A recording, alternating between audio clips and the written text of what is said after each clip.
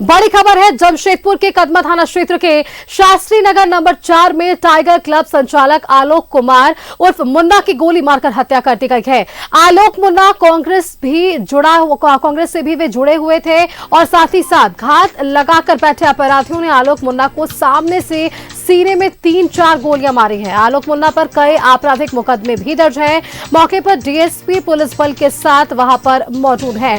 तो जो जानकारी हम तक पहुंच पा रही है, जो हम आप तक साझा कर पा रहे हैं कि दिन दहाड़े जिस तरह से जमशेदपुर में कांग्रेस कार्यकर्ता की हत्या कर दी गई है, अपराधियों ने आलोक कुमार उर्फ मुन्ना को दौड़ाकर गोलियां मारी है। कदमा थाना क्षेत्र के शास्त्री नगर की ये घटना बताई जा रही है, जहां पर ये पूरा हादसा पेश आया है। तस्वीरें ये जरूर साफ कर रही है कि वहां पुलिस प्रशासन की मौजूदगी है। पुलिस तहकीकात कर रही है कि यह मामला आखिर क्या कुछ रहा है, क्योंकि जिस तरह से जो जानकारी निकलकर सामने आ पा रही है आलोक कुमार के बारे में कि इन पर पहले से आपराधिक मामले भी दर्ज हैं। फिलहाल ये जांच का विषय है कि आखिरकार इनकी हत्या किन कारणों से की गई और क्या कुछ मामला रहा कि जिस तरह से इस पूरे हत्या को दिन दहाड़े किया गया है।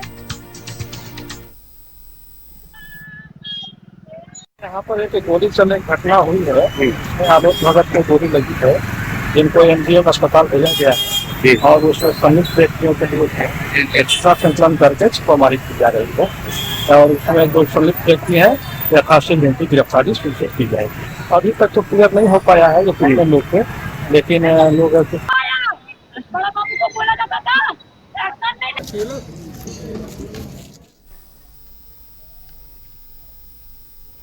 सीधे लिए चलते हैं आपको जमशेदपुर, जहां से हमारे संवाददाता प्रभात हमारे साथ जुड़ रहे हैं। प्रभात, लॉ एंड ऑर्डर को लेकर ये तमाम सवाल अब खड़े होते नजर आ रहे हैं। आप देखिए राजधानी रांची में जिस तरह से छेड़खानी का पूरा मामला लगातार सामने आ रहा है, दूसरी तरफ अपराधी जो है वो बेखौफ नजर आ पा रहे हैं। जमशेदपुर वापस से दहला है गोलियों की तड़तड़ाहट से। फिलहाल जिन व्यक्ति पर गोलियां चली है उनका आपराधिक इतिहास बताया जा रहा है, कांग्रेस के नेता बताए जा रहे हैं। पुलिस किस तरह से जांच के साथ आगे बढ़ रही है? प्रभात।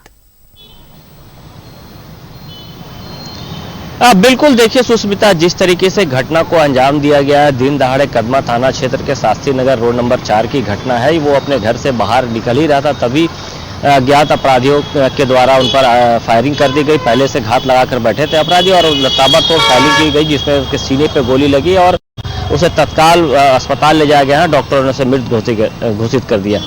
आलोक भगत उर्फ मुन्ना की बता दूं कि विधानसभा चुनाव के वक्त उसमें भारतीय जनता पार्टी के कार्यकर्ताओं से उनकी विवाद हुई थी, मारपीट हुई थी। उसमें उस मामले को लेकर भारतीय जनता पार्टी के कार्यकर्ताओं के द्वारा मामला भी दर्ज कराया गया था और आज से ये बताया जा रहा है, जो सूत्र बता रहे हैं कि आज से 4-5 दिन पहले भी किसी बात को लेकर कुछ लोगों के साथ उसका विवाद हुआ था और विवाद उनके द्वारा कदमे थाने में मामले भी दर्ज कराए गए थे। हालांकि पूरे मामले को लेकर पुलिस जांच कर रही है, लेकिन जिस तरीके से घटना को अंजाम दिया गया है, आपने सही कहा कि दिन दहाड़े अगर कोई व्यक्ति घर से बाहर निकलता है और उसे गोली मारकर हत्या कर दी जाती है तो कहीं ना कहीं पुलिस पर कदमा पुलिस पर सवाल जरूर खड़े थे। हालांकि अगर हम बात करें पिछले एक हफ्ता की बात करें सुष्मिता, तो लगातार पुलिस जगह जगहों पर नशा के खिलाफ में अभियान चला रही है। रात में पुलिस गश्ती भी कर रही है और दिन दहाड़े जो मंचले हैं उन पर कार्रवाई भी की जा रही है। लेकिन कहीं ना कहीं ये सवाल जरूर खड़ा हो रहा है कि कदमा थाना क्षेत्र में दिन दहाड़े आलोक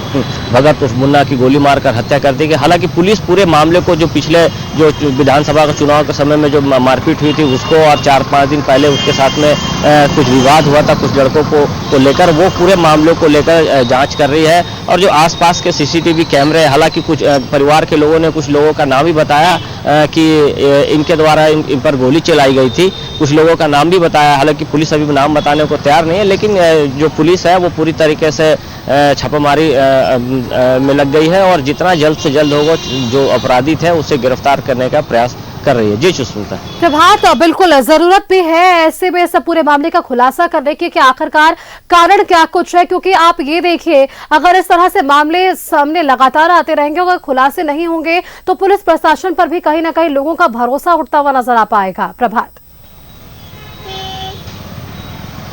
बिल्कुल, देखिए जो भी मामले है यहाँ पे पुलिस का निश्चित अगर खुलासा जल्द से जल्द नहीं करते तो पुलिस पर सवाल खड़ा होंगे, क्योंकि लगातार जिस तरीके से जमशेदपुर में घटनाएं हो रही थी, हालांकि बहुत सारे ऐसी घटनाएं हैं जिसका पुलिस ने पटाक्षेप कर दिया है। पुलिस ने कई लोगों को ऐसे मामले में गिरफ्तार कर जेल भी भेज दिया और कई लोगों पर सीसीए भी लगाया है, कई लोगों पर तड़ीपार का भी मामला लगाया है, तो वो अभी शहर से बाहर है।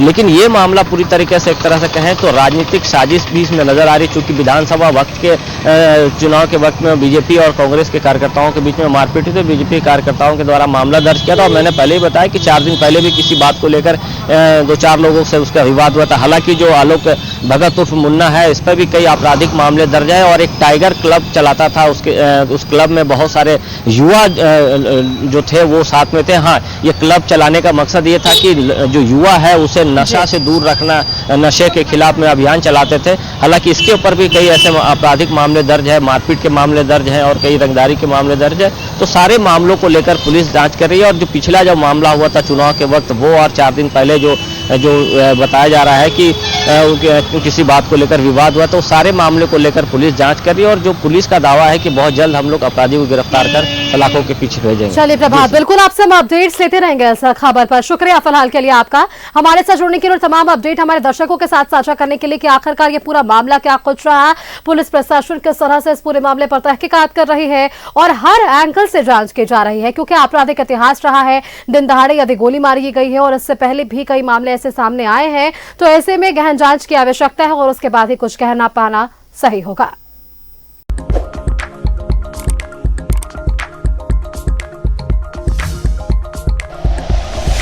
Like and share videos, subscribe करें हमारा चैनल और प्रेस करें बेल आइकॉन। न्यूज़ 11 भारत, सच है तो दिखेगा।